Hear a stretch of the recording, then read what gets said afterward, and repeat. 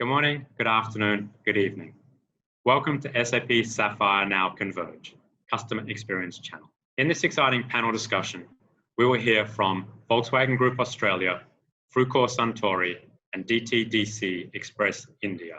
They will discuss how they are rising to the challenges of the next wave of customer evolution, what they are doing within their businesses to equip themselves for this next wave, and what decisions they are making over the next 12 and 24 months. Sit back, relax, and enjoy this exciting panel discussion, Customer Experience, Keeping It Real.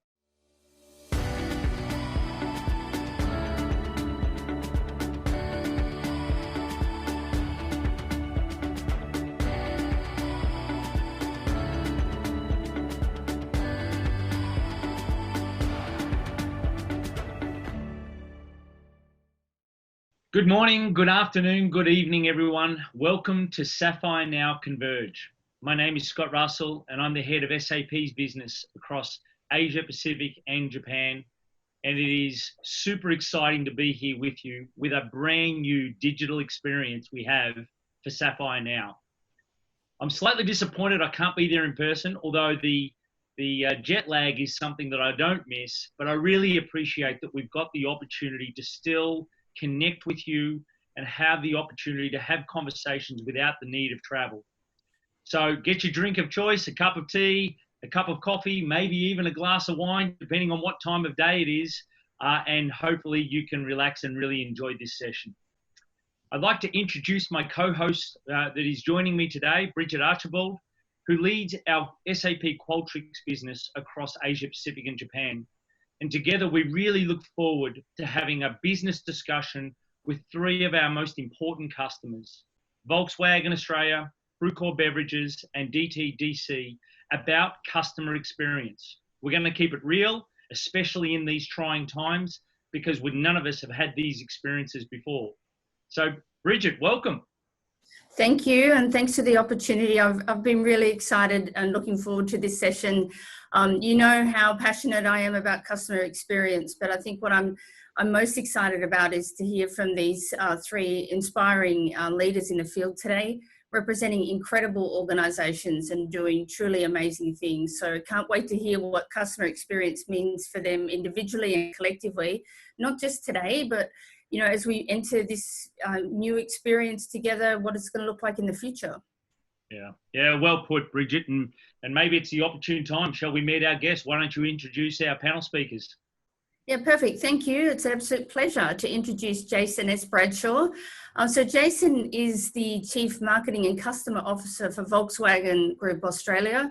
Obviously, an iconic brand, really doesn't need any introduction in itself. I was so excited when Jason said that he was going to join us today because his insight's going to be valuable, not just in automotive, but he's worked in telco, he's worked in media, he's worked for government. And he's actually one of those real first, I think, people that recognize that customer experience and employee experience combined brings incredible results for growth. And so it's going to be interesting to see what he thinks about this whole segment moving forward, in particular, Jason. So looking forward to that. And Fernando, it's so great to have Fernando Battaglia here. Me personally, I'm a big fan of your product. V has certainly got me through many late nights doing some work. So Fernando is the value manager for customer and consumer at Frucor Suntory.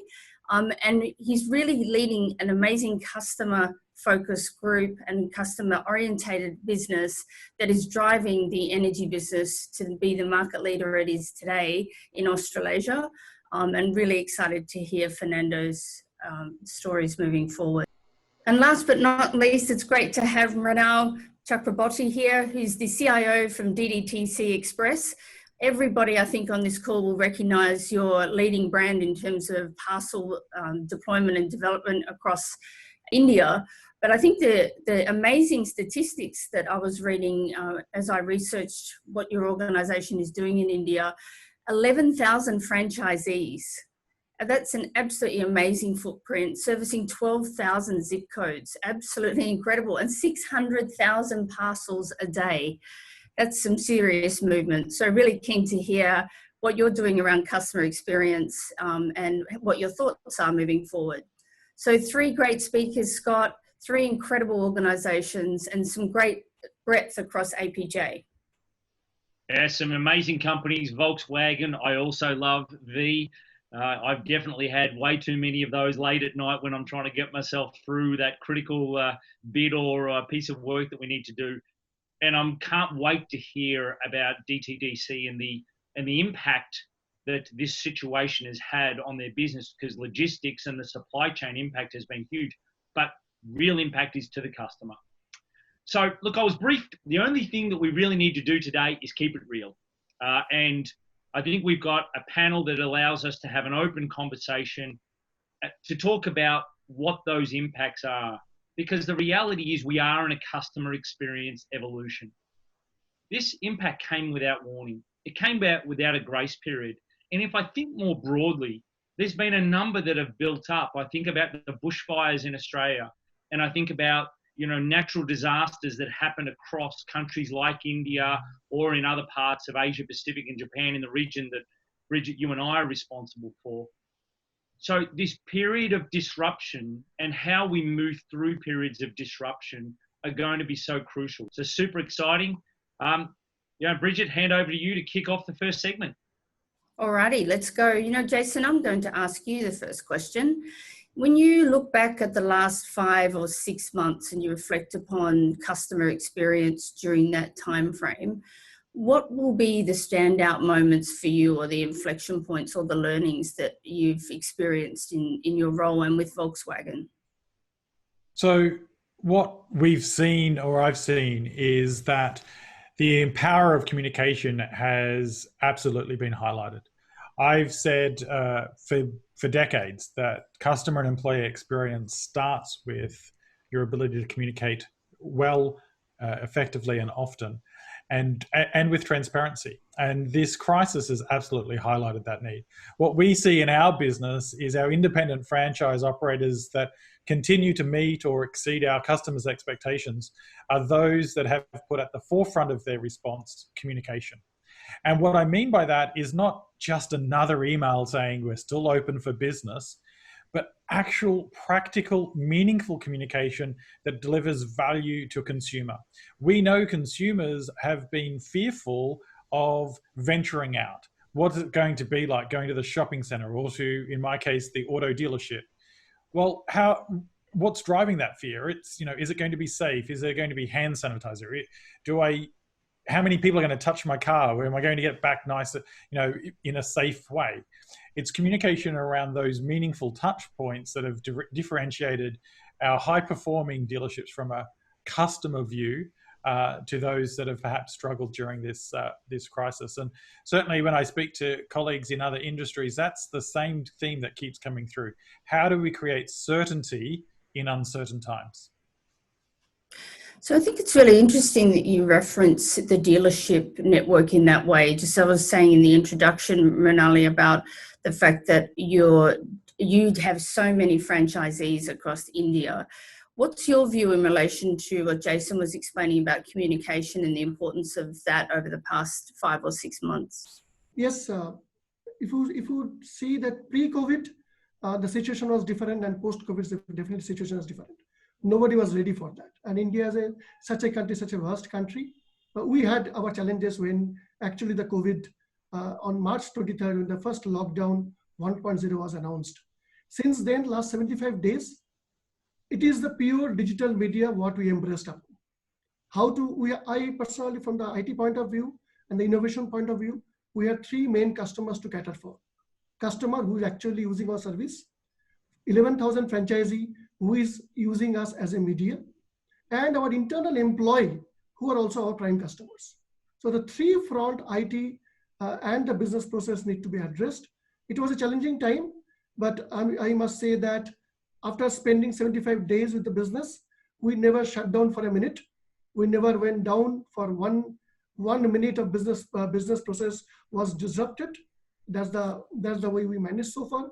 Now the job is how to bring back the confidence of the customer based on the safety, security, and the concerns around this pandemic, and how best we can handle it, both at ground, through process, through systems that need to be looked at.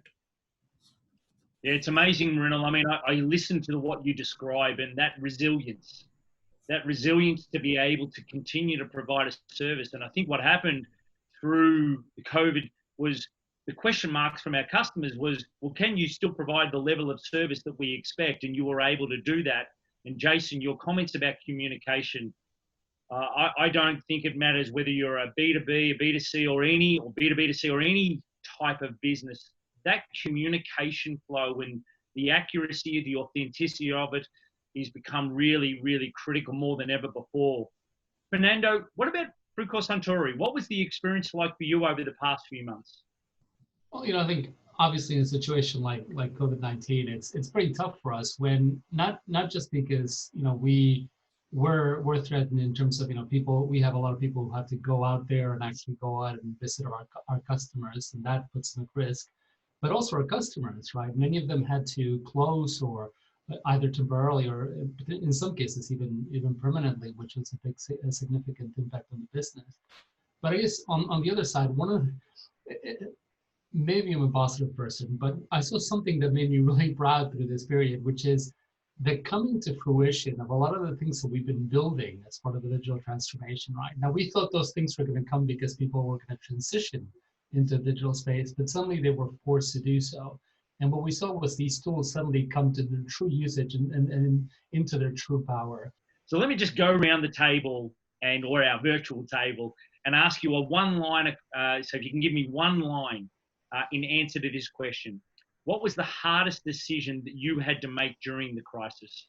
Maybe, Fernando, we finish with you. Let's start with you this time. What was the one-liner statement? What was the hardest decision you had to make?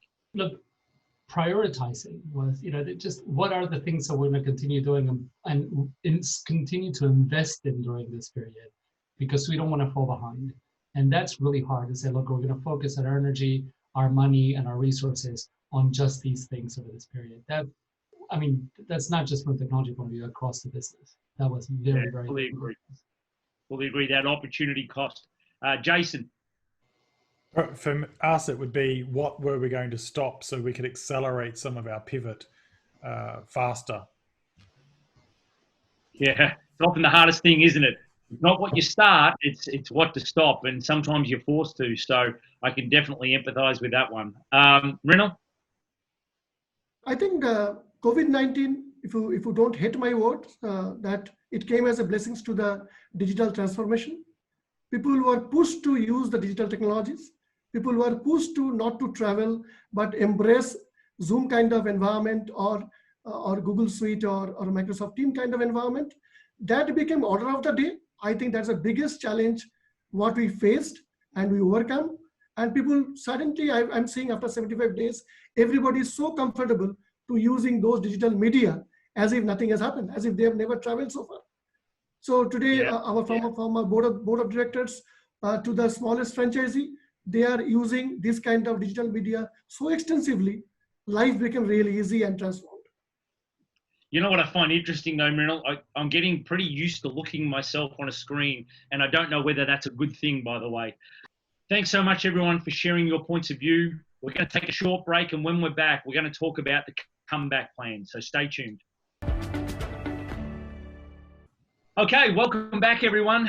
To summarize really quickly, the first segment we talked with Volkswagen, with Frucor Suntory and DTDC about the pandemic crisis and what are some of the tough decisions they made and how they dealt with the crisis.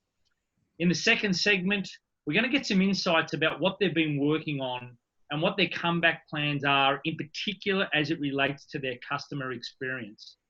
So what are their learnings they've had so far as we've been coming out of the crisis? Fernando, I'll start with you. What's changed from a CX strategy perspective for Frucor? What did you learn from this experience?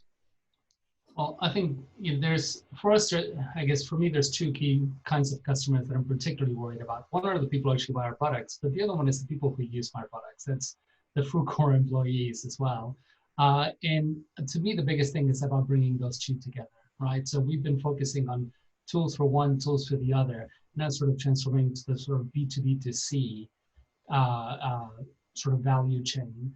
And what we want to do, what we're trying to focus on now is we've got online selling capability, we've got in-person selling capability.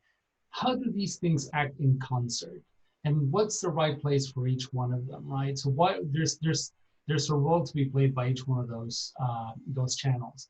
And furthermore, whenever regardless of what channel we're using, are we achieving the same kind of experience for the customer, whether we're serving them in person, over the phone, online, by the store? And that means reaching all the way out to the customer and saying, okay, how do you interact with Frucor? What do you need us to do?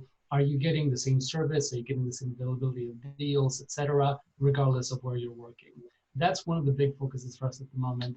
Same experience regardless of the channel. Makes sense. Jason, how about you at Volkswagen? You've obviously led a lot of creativeness and innovation at Volkswagen in the past in CX.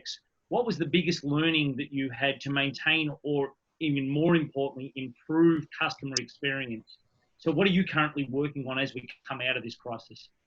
So we don't look at it as a customer experience strategy. We look at it as an experience management strategy. And anchored in that is a number of pillars, two key pillars, of course, being customer and employee experience. And one of the first pivots that we did as an organization was to increase the voice of the employee during the pandemic as it reached its height in Australia.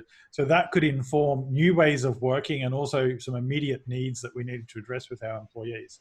So for us, it's not so much of a pivot in our experience management strategy, but reinforcing the key fundamentals of that strategy and providing some fine tweaks, and where necessary, getting back to basics, using it as an opportunity to reset and level set, as opposed to throw out the old strategy and put in a new strategy. And what we've seen through our research with both customers and employees is they're not asking us for us to be a different company tomorrow. They're just asking us to take from the last six to 8 weeks the things that have worked best and maintain them, and continue to do what we're famous for doing. And of course, that's delivering great products and services through the Volkswagen brand and being an employer of choice. So it's not a pivot, it's an enhancement of what we're already doing. And I have to stress, I don't believe you can have a sustainable customer experience that's wow-worthy if you're not looking at your employee experience first. Interesting. I saw so many, I think all of us were nodding then, Jason, when you were talking about experience management. It's clearly music to my ears to hear it defined like that. But Renaud, I think I'd love to hear more about what you were talking about in relation to that, because you were nodding through that as well. And earlier you were talking about having those 3 customer segments, but then there was also that sort of business operational change that you were driving. And how do you do that whilst keeping your eye on the experience management end to end? How do you do that through this process? And what did you do? I think it's a great question. If I take Jason's words over here, that it is not a different organization you need to build. But if we see an express distribution, unless you are handling it differently, it will be difficult. Like let me take an example. Millions of our customers will not come to office maybe next quarter. You must have heard. They will not come back to office, but they need courier and express distributions. So what we did, that you can't come out from your house. You can't go to a DTDC counter. So we have created immediately a customer experience app. We have launched a new app called My DTDC app, through which you can book, pay, and we will organize pickup from your doorsteps. You need not to even meet to us.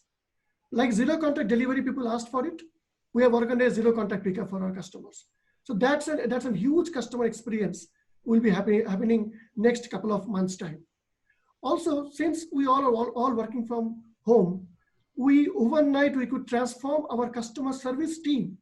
Instead of coming to office, they are now handling all customer queries, which is coming via web, but they are handling through a cloud telephony solution being at home. So that's another round of that. I'm not saying customers that DTDC customer service is not available. Though they are not coming to office, sitting at home, they are handling all their customers. So zero contact pickup, zero contact delivery, and good news to share that in this pandemic time, we have gone live with SAP's BRIM solution, our billing solutions, with a zero contact invoicing systems, which will be digital invoice, signed digitally, paying digitally. So it's a different kind of customer experience. I must say, we are transforming during this time. It is not same age-old DTDC. It has to be transformed for a better customer experience. So this is in a nutshell. I think on that note, we'll take another break, and probably the most exciting thing to finish off with is where is this all headed? So I look forward to exploring that in more detail after the break. All right, so welcome back. We're in our final chapter of this fantastic conversation and discussion. And what we've covered so far is what did it feel like for these three organizations and three CX specialists when this happened. We then touched on what's coming in terms of their organization and the digital transformation that they're driving and accelerating or doubling down on. And now we're going to have a look at, in the future, what that might be. So this is going to be a really interesting conversation, not just for the organizations that you're involved with, but also where you think the whole category might go. I can't wait to hear your thoughts. So I started, Jason, by saying that you're the thought leader in this space. You've been talking about experience management for many years, writing about it. What do you see as the future for not just Volkswagen, but for the XM category moving forward? So, well, what I'd like to see is more humanity come into our businesses and into the way we serve our customers and our employees. I think the pandemic has, in many ways, given organizations permission to be human. A great example is the contact center at Disney. So when you ring Disney now, you get some pre-recorded messages like almost every company in the world. But in their pre-recording, they say, please forgive us or our agents if you hear a dog bark in the background or a young child or something like that. Because they first of all want to set the expectations with customers that you are actually getting to an authorized agent, the call hasn't been hijacked, but also that it is perfectly okay for in their words, their cast members, or in our words, our employees, to be human, to not everything to be perfect. And we've all seen the articles around, bosses saying, you stay professional on Zoom while, trying to maintain the homeschooling of the children in the background.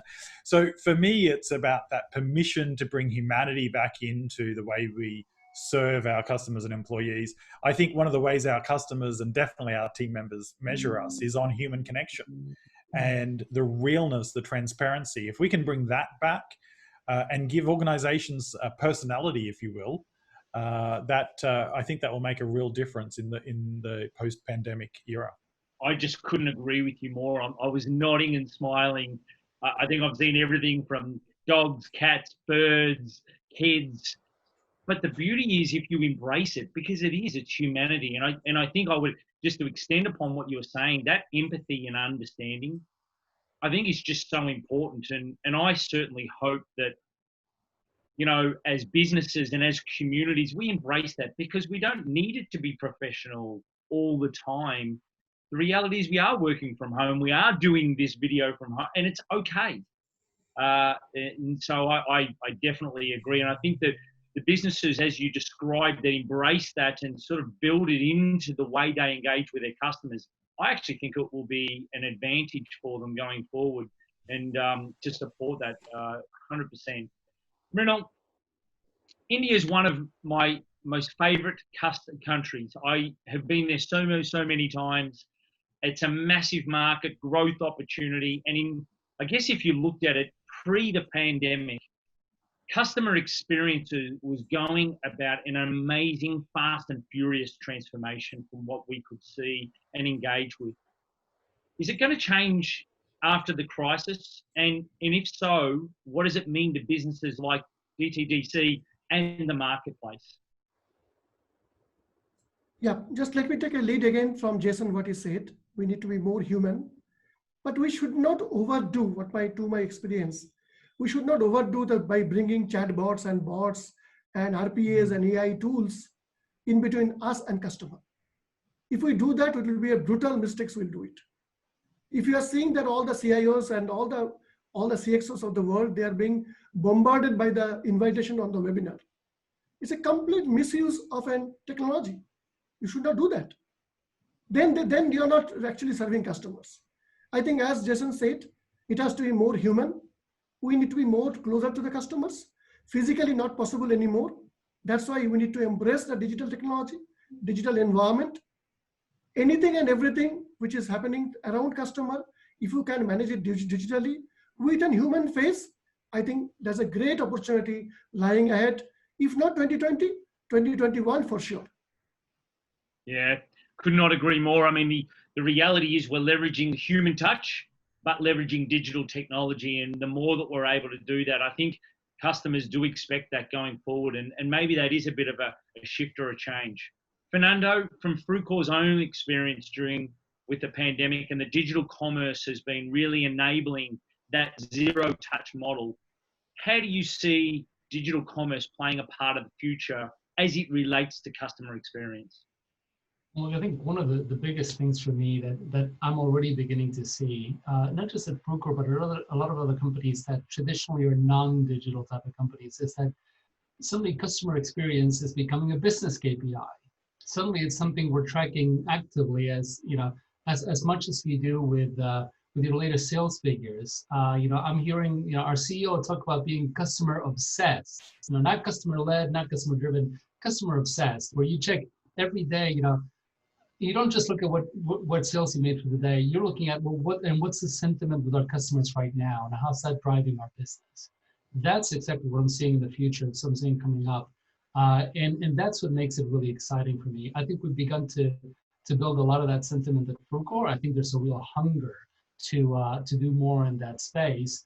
And the big part of my role is sort of helping not just to enable that, but to educate that, because the fact is, that sure Jason can tell us a lot more about this.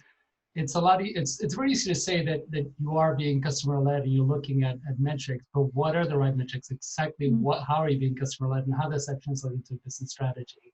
That's the sort of next step we're trying to take here. Yeah, makes sense. Maybe I'll go round. So if you were to summarize the future of a customer experience in one word, what would that be? Human. Renal? I think being digital is important. Digitally human. That's 2 words, but I'll let you get away with it. And Fernando? I'll go back to the one I used before. It's about obsession. It's about really, really having a sharp laser focus on that experience. Obsessed. Fantastic. And if I could, sorry, Scott, if I could jump in there, I absolutely love that word obsession, but it needs to be obsessed about the customer, the employee that's in front of you in the moment, as opposed to it being another poster on an employee notice board that says, instead of replacing customer led with a customer obsessed, it needs to be about living the behaviors that is being real and obsessed about serving the people in front of you. That's a great build, Jason. People obsessed. I love that. That's not just the people out there, it's the people in here as well. Yeah, there's no doubt. It's no marketing slogan or messaging. It's about genuine, authentic, and living the values to be able and delivering that with your customers every single day without disruption. It's only through that commitment then you truly are that customer obsessed. So look, I've really enjoyed the conversation. I hope for those of you who are watching have been as well. Unfortunately, we are at the top of the hour and there's much more to go through at Sapphire. Jason, Fernando, and Renal, thank you so much. Thank you for your trust in SAP, but also thank you for making the time to be with us today.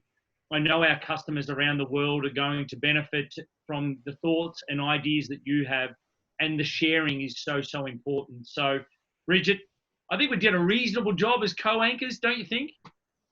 I absolutely loved it. Thank you so much to all the 3 of you for joining us today. I really hope we can do another volume of this conversation and regroup and just see what our predictions actually, how accurate they were, and how much more human we've all become. So thank you so much.